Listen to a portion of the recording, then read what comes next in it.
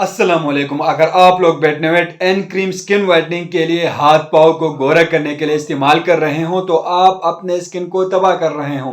Betnovate N cream आजकल skin whitening के लिए बहुत ज़्यादा यूज़ हो रही है। लोग इस क्रीम को डायरेक्ट स्किन पर अप्लाई करते हैं या मुख्तलिफ क्रीमों में मिक्स करके स्किन पर लगाते हैं, जो कि बिल्कुल गलत है।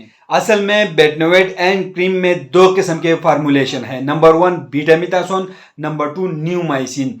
बीटामिथासोन एक किस्म के स्टेरॉइड है और न्यूमाइसिन एक किस्म के एंटीबायोटिक है। इन दोनों कम्बिनेशनों को इन बीमारियों के लिए इस्तेमाल किया जाता है। डर्मेटाइटिस के लिए इसकी इस्तेमाल की जाती है, एक्जिमा के लिए, बैक्टीरियल इन्फेक्शन के लिए, ईचिंग के लिए, मुख्तलिफ सोजिशों में इसकी इस्तेमाल की जाती है, मुख्तलिफ दानों के लिए इस्तेमाल की जाती है। इसका इस्तेमाल मुख्तलिफ फंगल इन्फेक्शन के लिए भी किया जाता है। कीड़ों मकोड़ों के काटने की वजह से होने वाली इन्फ्लेमेशन में इसका इस्तेमाल किया जाता है। अगर आप लोग इस क्रीम को स्किन वाइटनिंग के लिए इस्तेमाल कर रहे हो तो आपको ये नुकसानात हो सकते हैं, क्योंकि इसके अंदर स्टेरॉइड होती है और स्टेरॉइड आपकी स्किन को पतला करती है और फेस पर हेयर ग्रोथिंग हो सकती है, मतलब चेहरे पर बाल निकल सकते हैं और स्किन इससे रेड हो जाती है।